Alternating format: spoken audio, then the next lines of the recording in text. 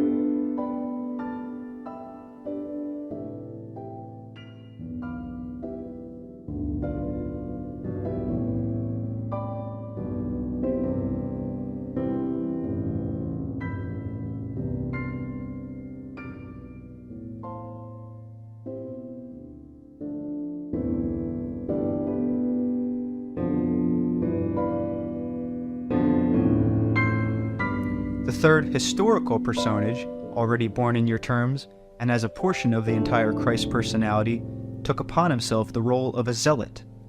The person had superior energy and power and great organizing abilities, but it was the errors that he had made unwittingly that perpetrated some dangerous distortions. The records of that historical period are scattered and contradictory. The man historically now was Paul or Saul. It was given to him to set up a framework, but it was to be a framework of ideas, not of regulations of men nor of groups. Here he fell down, and he will return as the third personality just mentioned in your future. In that respect, however, there are not four personalities. Now, Saul went to great lengths to set himself as a separate identity.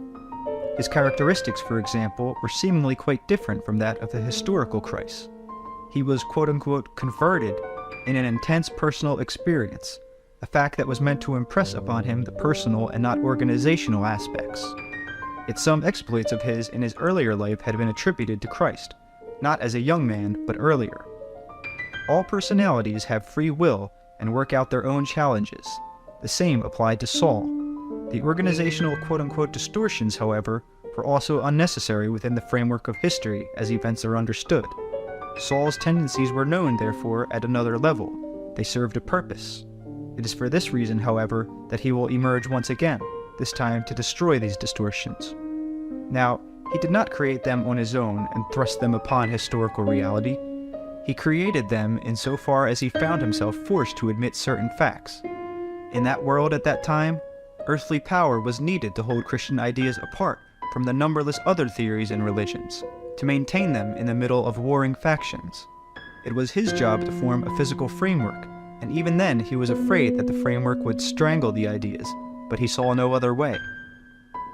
When the third personality re-emerges historically, however, he will not be called the old Paul, but will carry within him the characteristics of all the three personalities.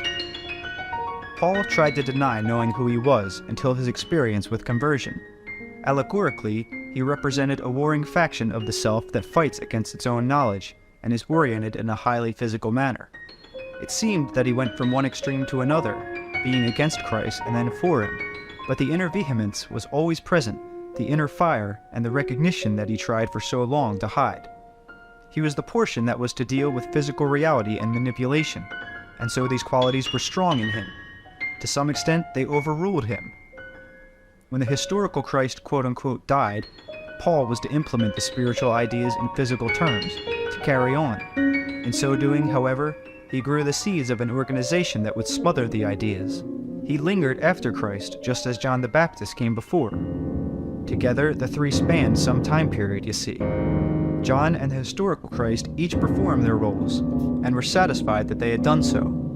Paul alone was left at the end unsatisfied, and so it is about his personality that the future Christ will form. The entity of which these personalities are part, that entity which you may call the Christ entity, was aware of these issues. The earthly personalities were not aware of them, although in periods of trance and exaltation, much was made known to them. Paul also represented the militant nature of man that had to be taken into consideration in line with man's development at the time. That militant quality in man will completely change its nature and be dispensed with as you know it when the next Christ personality emerges.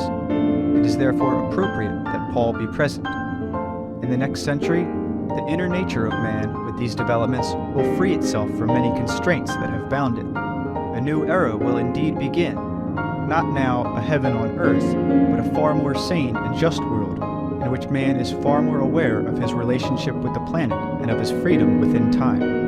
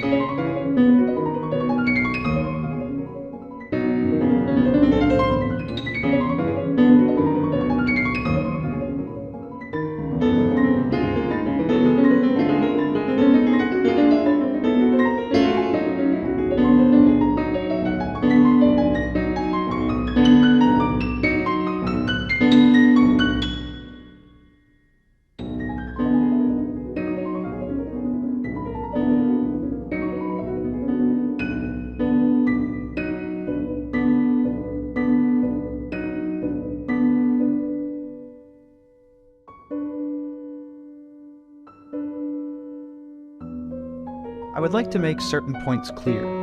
The quote-unquote new religion following the second coming will not be Christian in your terms, although the third personality of Christ will initiate it. The personality will refer to the historical Christ, will recognize his relationship with that personality, but within him, the three personality groupings will form a new psychic entity, a different psychological gestalt. As this metamorphosis takes place, it will initiate a metamorphosis on a human level also, as man's inner abilities are accepted and developed. The results will be of a different kind of experience. Many of your problems now result from spiritual ignorance. No man will look down upon an individual from another race when he himself recognizes that his own existence includes such membership also.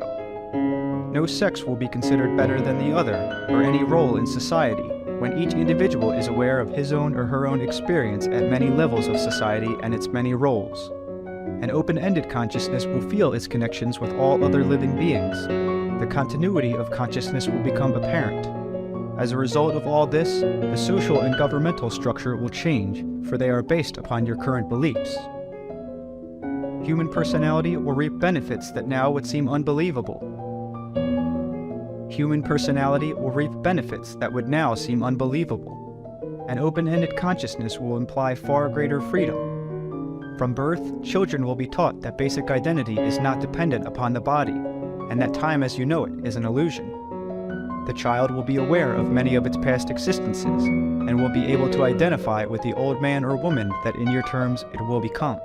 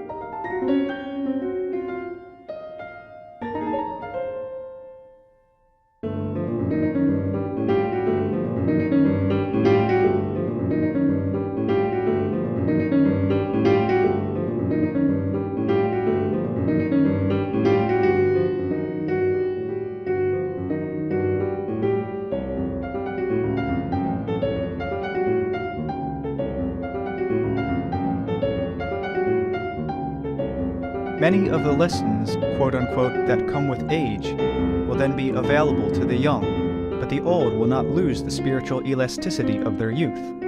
This itself is important, but for some time, future incarnations will still be hidden for practical reasons. As these changes come about, new areas will be activated in the brain to physically take care of them. Physically then, brain mapping will be possible in which past life memories are evoked. All of these alterations are spiritual changes in which the meaning of religion will escape organizational bounds, become a living part of individual existence, and where psychic frameworks rather than physical ones form the foundations for civilization. Man's experience will be so extended that to you the species will seem to have changed into another. This does not mean there will not be problems. It does mean that man will have far greater resources at his command. It also presupposes a richer and far more diverse social framework. Men and women will find themselves relating to their brethren, not only as the people that they are, but as the people that they were. Family relationships will show perhaps the greatest change. There will be room for emotional interactions within the family that are now impossible. The conscious mind will be more aware of unconscious material. I am including this information in this chapter on religion because it is important that you realize that spiritual ignorance is at the basis of so many of your problems, and that indeed your only limitations are spiritual ones. The metamorphosis mentioned earlier on the part of the third personality will have such strength and power that it will call out from mankind these same qualities from within itself. The qualities have always been present. They will finally break through the veils of physical perception, extending that perception in new ways. Now, mankind lacks such a focus. The third personality will represent that focus. There will be, incidentally, no crucifixion in that drama. That personality will indeed be multidimensional, aware of all its incarnations. It will not be oriented in terms of one sex, one color, or one race. For the first time, therefore, it will break through the earthly concepts of personality, liberating personality. It will have the ability to show these diverse effects as it chooses. There will be many who will be afraid to accept the nature of their own reality, or to be shown the dimensions of true identity. For several reasons, as mentioned by Robert, I do not want to give any more detailed information as to the name that will be used, or the land of birth. Too many might be tempted to jump into that image prematurely. Events are not predestined. The framework for this emergence has already been set, however, within your system of probabilities. The emergence of this third personality will directly affect the original historical drama of Christ as it is now known. There is and must be interactions between them. The exterior religious dramas are, of course, imperfect representations of the ever-unfolding interior spiritual realities. The various personages, the gods and prophets within religious history, these absorb the mass inner projections thrown out by those inhabiting a given time span. Such religious dramas focus, direct, and hopefully clarify aspects of inner reality that need to be physically represented. These do not only appear within your own system. Many are also projected into other systems of reality. Religion per se, however, is always the external facade of inner reality. The primary spiritual existence alone gives meaning to the physical one. In the most real terms, religion should include all of the pursuits of man in his search for the nature of meaning and truth. Spirituality cannot be some isolated, specialized activity or characteristic. Exterior religious dramas are important and valuable only to the extent that they faithfully reflect the nature of inner, private, spiritual existence. To the extent that a man feels that his religion expresses such inner experience, he will feel it valid. Most religions per se, however, set up permissible certain groups of experience while denying others. They limit themselves by applying the principles of the sacredness of life only to your own species, and often to highly limited groups within it. At no time will any given church be able to express the inner experience of all individuals. At no time will any church find itself in a position in which it can effectively curtail the inner experience of its members. It will only seem to do so. The forbidden experiences will simply be unconsciously expressed, gather strength and vitality, and rise up to form a counter-projection, which will then form another, newer exterior religious drama. The dramas themselves do express certain inner realities, and they serve as surface reminders to those who do not trust direct experience with the inner self. They will take the symbols as reality. When they discover that this is not so, they feel betrayed. Christ spoke in terms of the Father and Son because in your terms, at that time, this was the method used. The story he told to explain the relationship between the inner self and the physically alive individual. No new religion really startles anyone, for the drama has already been played subjectively. What I have said, of course, applies as much to Buddha as it does to Christ. Both accepted the inner projections and then tried to physically represent these. They were more, however, than the sum of those projections. This also should be understood. Mohammedanism fell far short. In this case, the projections were of violence predominating. Love and kinship were secondary to what indeed amounted to baptism and communion through violence and blood. In these continuous exterior religious dramas, the Hebrews played a strange role. Their idea of one God was not new to them. Many ancient religions held the belief of one God above all others. This God above all others was a far more lenient God, however, than the one the Hebrews followed. Many tribes believed, quite rightly, in the inner spirit that pervades each living thing, and they often referred to, say, the God in the tree, or the spirit in the flower. But they also accepted the reality of an overall spirit, of which these lesser spirits were but a part. All work together, harmoniously.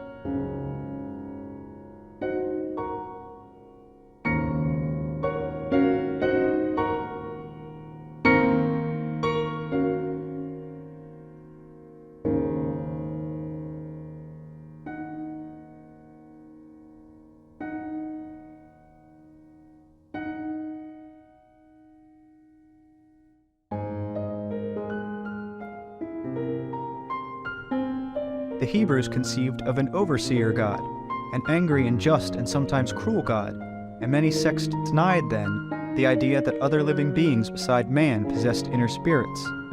The earlier beliefs represented a far better representation of inner reality, in which man, observing nature, let nature speak and reveal its secrets. The Hebrew God, however, represented a projection of a far different kind. Man was growing more and more aware of the ego, of a sense of power over nature, and many of the later miracles are presented in such a way that nature is forced to behave differently than is its usual mode. God became man's ally against nature. The early Hebrew God became a symbol of man's unleashed ego. God behaved exactly as an enraged child would, had he those powers, sending thunder and lightning and fire against his enemies, destroying them. Man's emerging ego therefore brought forth emotional and psychological problems and challenges. The sense of separation from nature grew. Nature became a tool to use against others. Sometime before the emergence of the Hebrew God, these tendencies were apparent.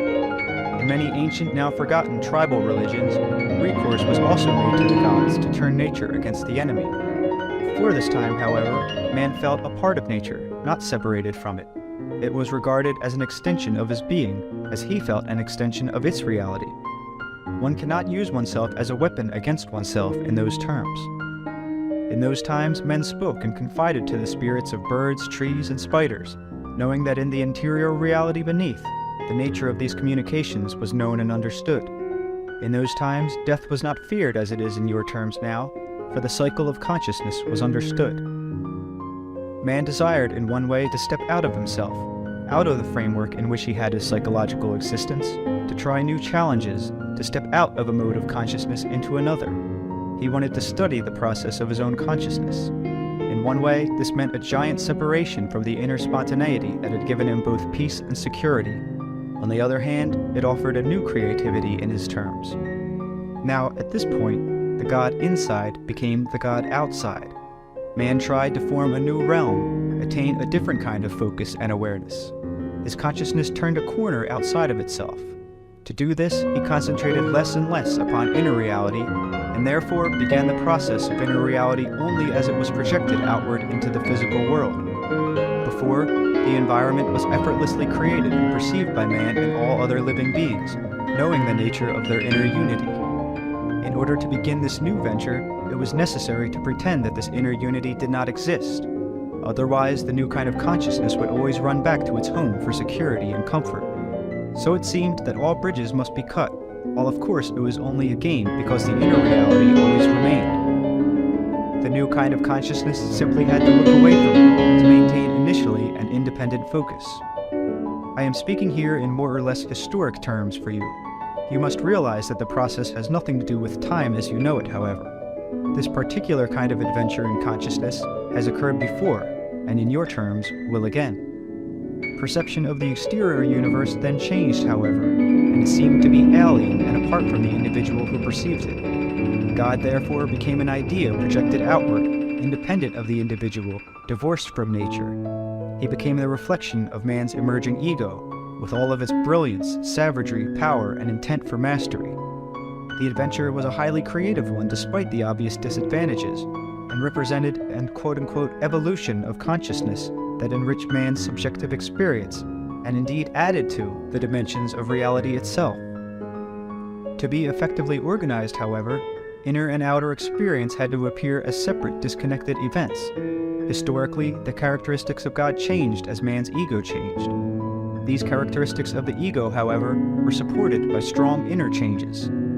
The original propulsion of inner characteristics outward into the formation of the ego could be compared with the birth of innumerable stars, an event of immeasurable consequences that originated on a subjective level and within inner reality. The ego, having its birth from within, therefore, must always boast of its independence while maintaining the nagging certainty of its inner origin. The ego feared for its position, frightened that it would dissolve back into the inner self from which it came. Yet in its emergence, it provided the inner self with a new kind of feedback, a different view not only of itself, but through this the inner self was able to glimpse possibilities of development of which it had not previously been aware. In your terms, by the time of Christ, the ego was sure enough of its position so that the projected picture of God could begin to change. The inner self is in a state of constant growth. The inner portion of each man, therefore, projected this knowledge outward. The need, the psychological and spiritual need of the species, demanded both interior and exterior alterations of great import. Qualities of mercy and understanding that had been buried could now surface. Not only privately, but in mass they surged up, adding a new impetus and giving a natural quote-unquote new direction, beginning to call all portions of the self as it knew itself together. So the concept of God began to change as the ego recognized its reliance upon inner reality, but the drama had to be worked out within the current framework. Mohammedanism was basically so violent precisely because Christianity was basically so gentle. Not that Christianity was not mixed with violence, or that Mohammedanism was devoid of love, but as the psyche went through its development and battled with itself, denying some feelings and characteristics and stressing others, so the historic religious exterior dramas represented and followed these inner aspirations, struggles, and searches. All of this material now given must be considered along with the fact that beneath these developments there are the eternal aspects and creative characteristics of a force that is both undeniable and intimate. All that is, in other words, represents the reality from which all of us spring. All that is, by its nature, transcends all dimensions of activity, consciousness, or reality while being a part of each. Behind all faces there is one face, yet this does not mean that each man's face is not his own. The further religious drama of which I have spoken, in your terms still to come, represents another stage in both the internal and external dramas in which the emergent ego becomes aware of much of its heritage. While maintaining its own status, it will be able to have much greater commerce with other portions of the self, and also to offer to the inner self opportunities of awareness that the inner self on its own could not procure. The journeys of the gods, therefore, represent the journeys of man's own consciousness projected outward. All that is, however, is within each such adventure. Its consciousness and its reality is within each man and within the gods he has created. The gods attain, of course, a psychic reality. I am not saying, therefore, that they are not real, but I am to some extent defining the nature of their reality. It is to some extent true to say, be careful of the gods you choose, for you will reinforce each other.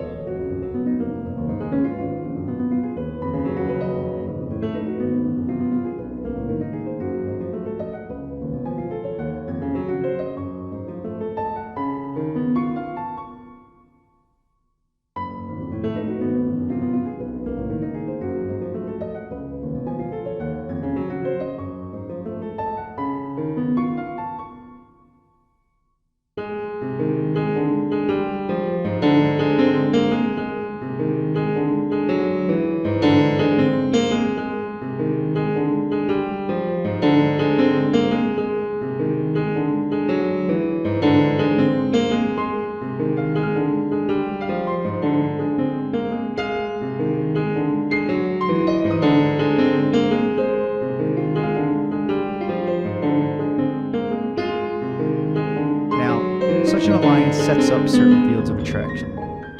A man who attaches himself to one of the gods is necessarily attaching himself largely to his own projections.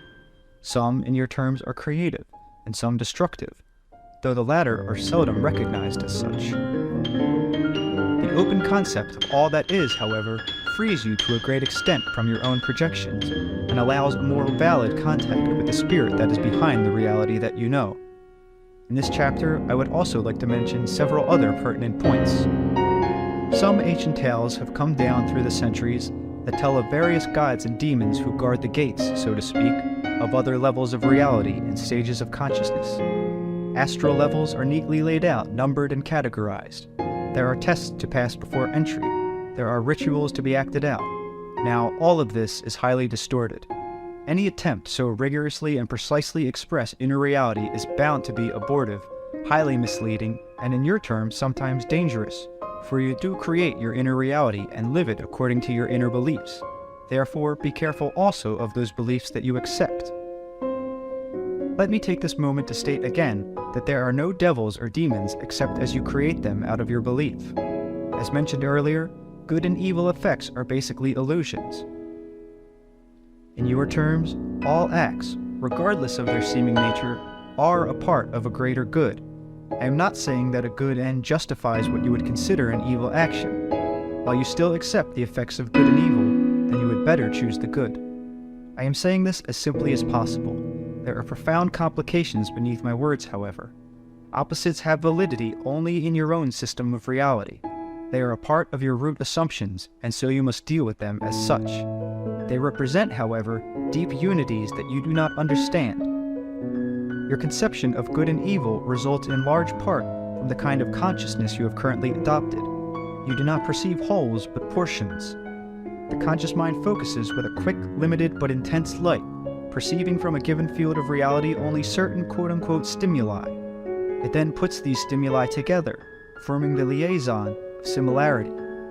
Anything that it does not accept as a portion of reality, it does not perceive. The effect of opposites results then from a lack of perception. Since you must operate within the world as you perceive it, then the opposites will appear to be conditions of existence. These elements have been isolated for a certain reason, however. You are being taught, and you are teaching yourselves to handle energy, to become conscious co-creators with all that is, and one of the quote-unquote stages of development or learning processes includes dealing with opposites as realities. In your terms, the ideas of good and evil help you recognize the sacredness of existence, the responsibility of consciousness. The ideas of opposites also are necessary guidelines for the developing ego. The inner self knows quite well the unity that exists. Now, in any given historical period, one religious drama may finally emerge as the exterior representation, but there will also be many minor dramas, quote-unquote projections, that do not entirely take. These represent, of course, probable events. Any of them could supersede the actual exterior drama. In the time of Christ, there were many such performances, as many personalities felt the force of inner reality and reached to it. There were probable Christs, in other words, living in your terms at that time. For several reasons that I will not go into here, these projections did not mirror inner events faithfully enough. There were, however, a score of men in the same general area, physically, who responded to the inner psychic climate and felt upon themselves the attraction and responsibility of the religious hero. Some of these men were too tinged, too caught in the tormenting fervor of the period to rise sufficiently above it. The cultures used them. They could not use the various cultures as launching ground for the new ideas. Instead, they became lost in the history of the times. Some carried on following the same pattern taken by Christ, performed psychic feats and healings, had groups of followers, and yet were not capable of holding that powerful focus of psychic attention that was so necessary. The Lord of Righteousness, so-called, was such a person, but his overzealous nature held him back. His rigidity prevented the spontaneity necessary for any true great religious release. He fell instead into the trap of provincialism. Had he performed the role possible, he could have been of benefit to Paul. He was a probable personality of the Paul portion of the Christ entity. These men innately understood their part in the drama, and also their position within all that is. They were all highly clairvoyant and telepathic, given to visions and hearing of voices. In their dreams, they were in contact. Consciously, Paul remembered many of these dreams until he felt pursued by Christ. It was because of a series of recurring dreams that Paul persecuted the Christians.